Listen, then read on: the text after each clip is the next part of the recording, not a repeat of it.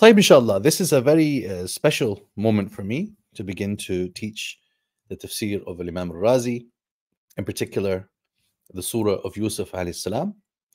It is a tafsir that, as you know, is very important in our history. It's a tafsir that is important to me personally, with some of the engagement that I have had the opportunity to have with it until now. There is Nafiz, there is Ghasant. Welcome, welcome.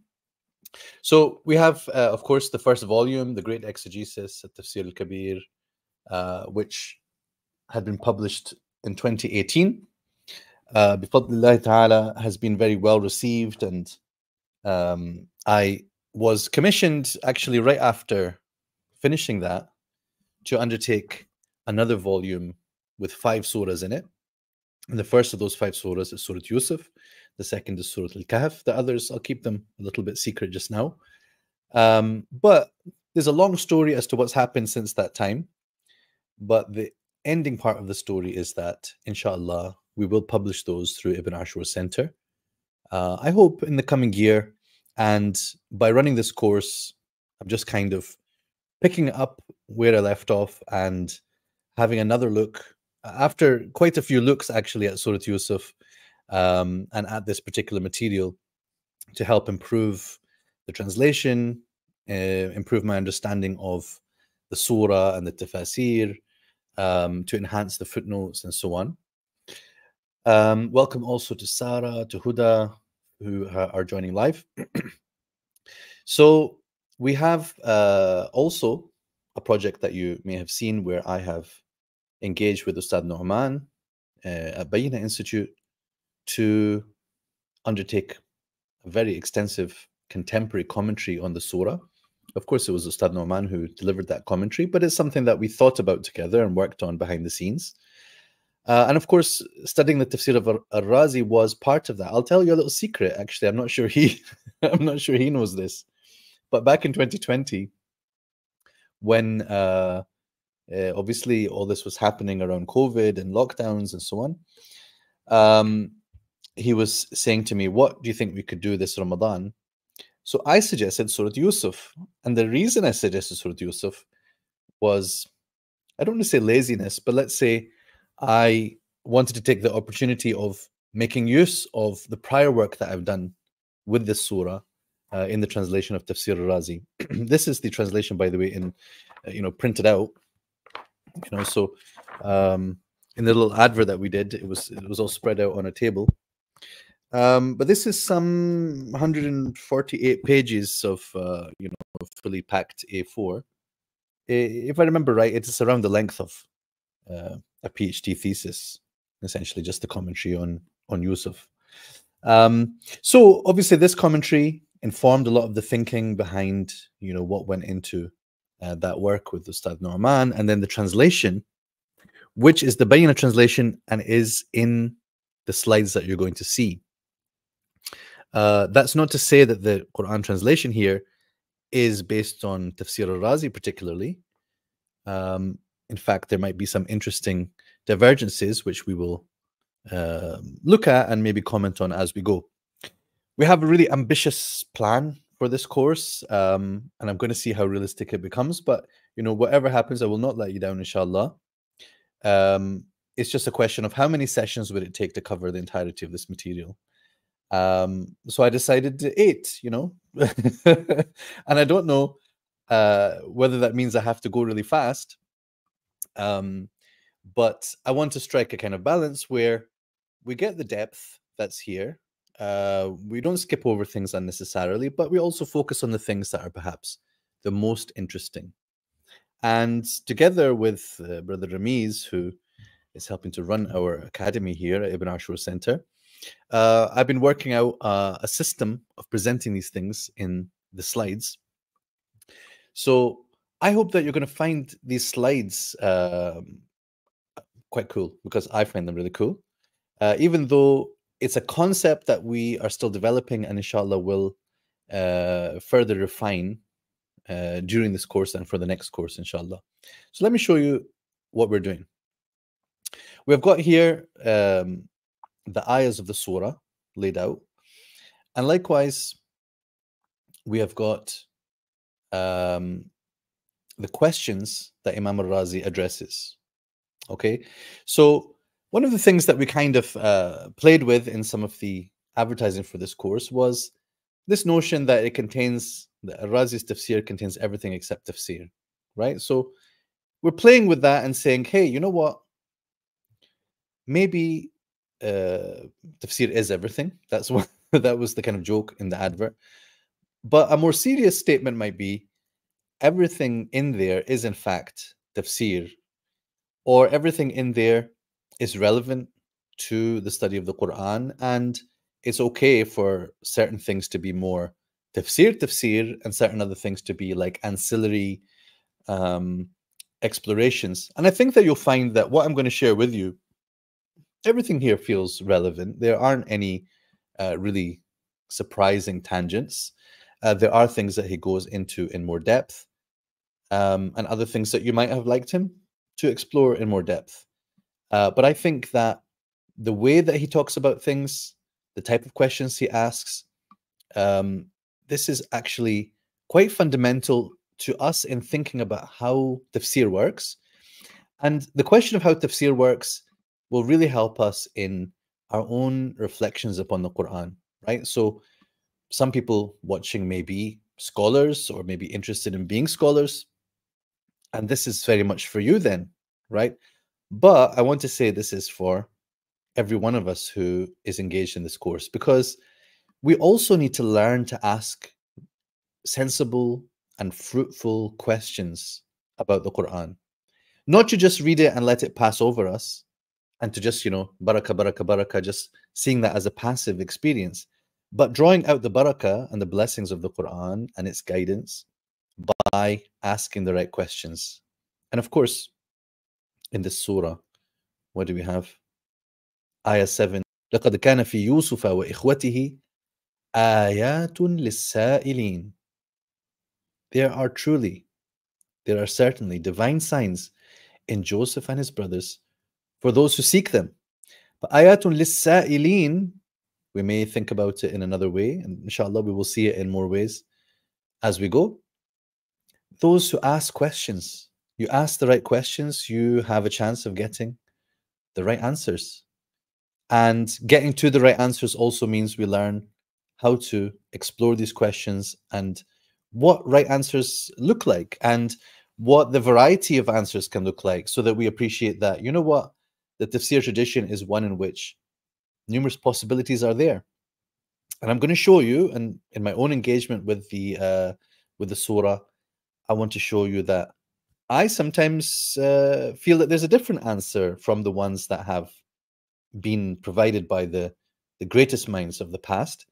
And maybe that's just me giving myself that permission, but I think that we ought to give ourselves permission to consider that there are answers beyond what has been written in the books in the past, because that's what the Mufassirun were doing. That's what Imam Al-Razi was doing. Yes, he's telling us about what people before him said, but he's also telling us things from himself. And I'll highlight those, inshallah, for you, because I want you to see how that works, right? We may not ever reach the level of someone like Imam Al-Razi. I'm not going into his biography and his status and so on. If you do follow the interview that we put up on the Ibn Ashur Center channel, where I was talking a little bit about this course and the idea behind it, in the caption of that video, there's a few links to other things that I've talked about to do with his tafsir, and even some of the technical questions about, did he author the entire tafsir, or were there parts written by others? Yes, there almost certainly were parts written by others, but this is not one of them. Okay, so Surat Yusuf is his. And I discussed some other things to do with the manuscripts and the editions. And there's one podcast with the Abbasid history podcast where I talk a bit more about his biography as well. By the way, on this issue of Imam Al-Razi definitely wrote Surat Yusuf, we're going to see something very touching. At various points in the surah, you actually get a little bit of his personal voice, especially at the end. At the end, he writes about how he has lost a son of his called Muhammad, has passed away. And Al-Razi says, as I complete the surah, I want to tell you that I have been, I've been, ضيق القلب, It's actually just, no matter how many times I've read this or engaged with it, it just always touches me. He says, I was, I just had such a tight heart and a sad soul while writing this tafsir because of my son Muhammad who has passed away. And by the way, I don't think that we have much information that we can know about who was Muhammad and what happened to him. But he was away from his family and away from his homeland. That much we can gather from what Imam Al-Razi says. And at the end of the surah, then he shares a poem that he's written, lamenting and mourning his son. And inshallah, we'll come to that. And I've translated that. And even people took that snippet that I've shared at some point, maybe on Twitter, and they've shared it around the internet, which is lovely, which is a lovely thing. But it means that we are going to be encountering, Imam Al-Razi as a man, as a thinker, as a human being, but he is representing for us the tradition of tafsir and the creativity of tafsir. Salam also to Ozgu and Watermelon 786. I'm sorry, I don't know your real name, but I'm glad to have you here. So here we have the first few ayat from this surah. Let me bring that up bigger for you. And I'm going to put, the relevant ayat in Arabic down at the bottom. I hope that's okay. So we'll just give that little bit more focus onto the translation because this is a course in English. So I want to just respect the fact that, some people might not know Arabic so well, and that's fine. And for those who do, you might get more out of it and you might be inspired to go and, read the commentary in Arabic. You can do it alongside if you like. And some people say to me, why would I bother, why do you bother translating a tafsir like this, anyone who can read Arabic should go and read it in Arabic. And I think that's true. I fully agree with you. But I do think that my translation opens up a window onto the Arabic, even for people who know Arabic, right? Because there are many things that I wrestled with in the text that, I've saved you having to wrestle with. There are many things, even in the surah, I might be able to point out some of them to you. It's a slightly more geeky side of the information, so I might not go into it. But there are some sentences in the commentary as it's published which are garbled. And I had to solve that by going to the manuscripts. You can see in the background here of the video one such manuscript, one of the quite pretty ones, but also quite early ones. So there are things that then, I wrote footnotes about them in order to try to shed some light and contextualize what he is saying. And that's what I'll try to do also in this course as I'm teaching. Nafiz is asking, and welcome, Catherine, by the way, wa alaikum salam. So here is one copy of the Tafsir, Tafsir al-Kabir. This is the Dar al-Hadith edition. Let me make very clear, I only mentioned it because it is the copy that I have, not because it is particularly good. The problem is there is no print edition of Tafsir al-Razi that is actually good or satisfactory. That's the very sad fact of the matter. There will be, inshallah, one from Darul Lubab in Turkey. When that comes, I think we will all be very pleased. And finally, someone is treating Tafsir al-Razi seriously enough to produce a sound Arabic edition. In the meantime, whatever PDF you find, inshallah, if you're using a PDF, I mean, because that's what you asked, that is, inshallah, fine. Or you could use the version that you find on some websites like tafsir.app, al-Bahith al-Qur'ani. But that's all the same text, which is a damaged text, which is an uncorrected text, which has sometimes sentences missing or things gone backwards, and the word la is missing, so you get the opposite meaning in the sentence. It's very sad, but that's why people like myself, we do what we do. to try to get the best out of what we have. Right, so let's proceed into the surah. It's a surah that perhaps you know well. I would be happy if you do know it well. If you don't, then this is your journey into the surah. And of course, Surat Yusuf has at the beginning some ayat before you go very quickly into the story of Joseph, peace be upon him. And as I said, the translation that you see in front of you, this is the Bayyinah translation. I don't want to spend too much, talking about particularities of the translation unless you want to ask me about something. But that is a little bit beside the point when it comes to Tafsir Al-Razi. So at the beginning, Alif Lam Ra, those are the divine signs of the clear and clarifying book.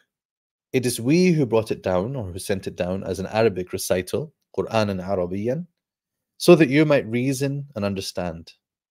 We are going to lay the story out for you, O Prophet, in the finest way, since we have already inspired you with this recital, whereas before it, you had certainly been one of the unaware. So this PowerPoint that I'm showing you here is pretty cool because we've set it up so that I can just click on the first ayah and then it opens up this ayah. Alif Lam Ra, those are the divine signs of the clear and clarifying book. Now, one of the basic principles that I want you to grasp about tafsir and how it works is that tafsir is, at its core, the answers to questions about the meaning of the Quran. Right? So, tafsir, we may say, is explaining the Quran, right? But here I'm giving you a more complicated way of describing that. So, in the first place, you hear the words of the Quran. Let's imagine here that the translation is the words of the Quran, just so that we can put ourselves in the mindset of one who is an Arabic mufassir, hearing the Arabic of the Quran and understanding it on a basic level. Alif Lam Ra, tilka ayatul kitab al-mubin. So you hear this, those are the divine signs of the clear and clarifying book. And then you understand for the most part, but then there are certain queries that pop into your mind. So some of those queries are a very kind of set type of question, that is to say, what does this word mean? What does that word mean? What is the context of this? What is the background of this? What is the story being told here? What is the point being made here? So those kind of things we have made these boxes for. So the yellow boxes are for language, right? I don't know why yellow, you'll have to ask Ramiz. But these are language boxes. That means he has asked the question and answered, what is tilka referring to? And he's asked the question, what does mubin entail? And in what way is the Quran mubin? Let's just see what he says about mubin. The Quran was described as mubin, which means both clear and clarifying for several reasons. So if we go back, the translation has already made that clear to you, right? Clear and clarifying book. So in our translation, we used both those words. And now in the tafsir, you can now understand why we did in fact use both those words. The Quran was described as mubin for several reasons. Number one, it is an overwhelming miracle and evident sign on behalf of Muhammad sallallahu alaihi wasallam. So in that respect, it is clear. It contains clarity regarding guidance, right action, the lawful and the forbidden. Since these matters are clarified therein, it is a book which is clear with respect to all these. So mubin in the sense of clear. Thirdly, the stories of earlier peoples and their circumstances are clarified and explained in the Quran.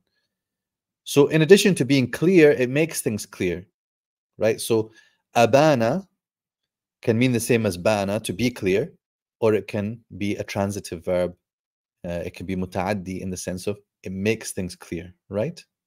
So I hope you understand that distinction. But now you see how that applies, all of that applies in the ayah.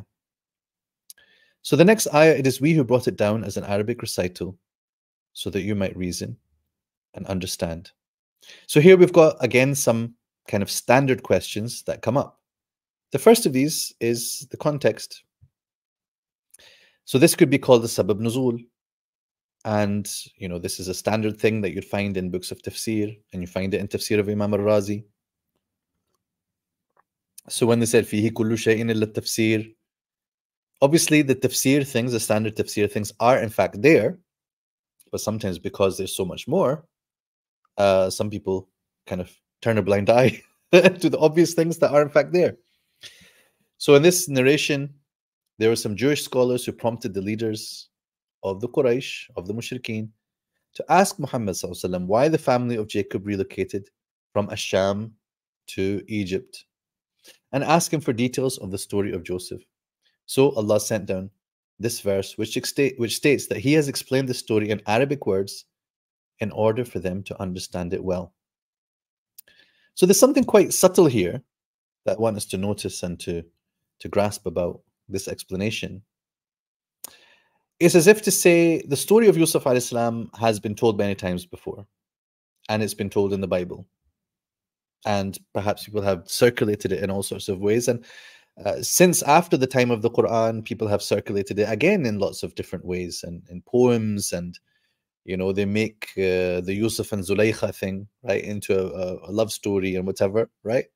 So they have created more ways of telling the story after the Quran, and then the advent of film, right? How many films there are about the story of Joseph, peace be upon him, and then there's that musical and the Technicolor Dreamcoat and all of these things.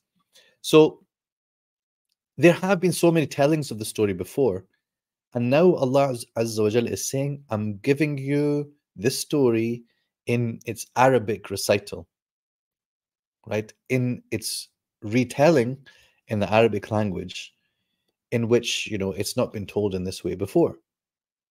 Let's look at the word Quran. This helps to shed some more light on it.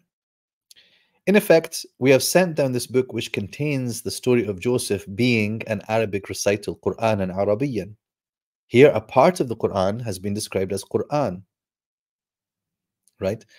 Quran and Arabiyan, he's saying the surah itself here is called Quran because, in fact, you can refer to a piece of the Quran as Quran, right?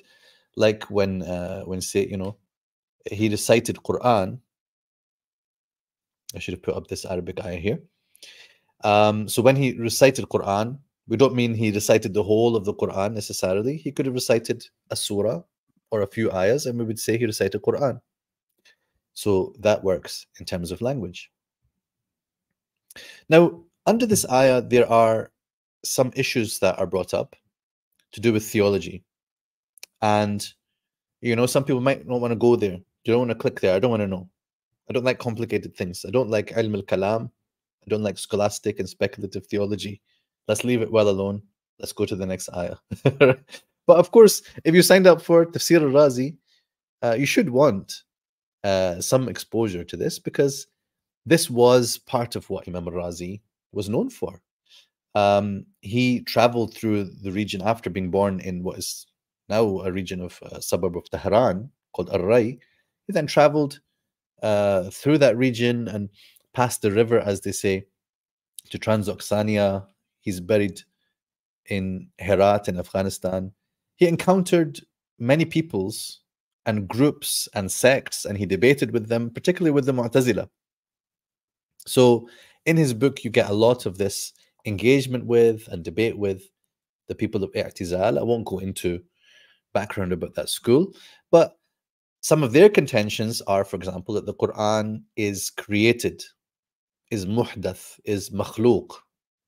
So sometimes they would look at an ayah and say, this proves our point. Another of their contentions is that in a way God has to do what is beneficial to the servant.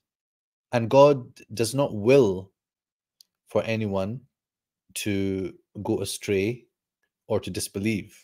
But rather, when those things happen, it is by the creation of the servant himself, right? That is to say, the human being has the ability to create their own actions. It is not Allah who is the creator of their actions. So once you realize that these are their points of view, then that's the light in which they interpret the ayat of the Quran. And so they might say, this ayah supports our view. So let's see a little bit of how that works.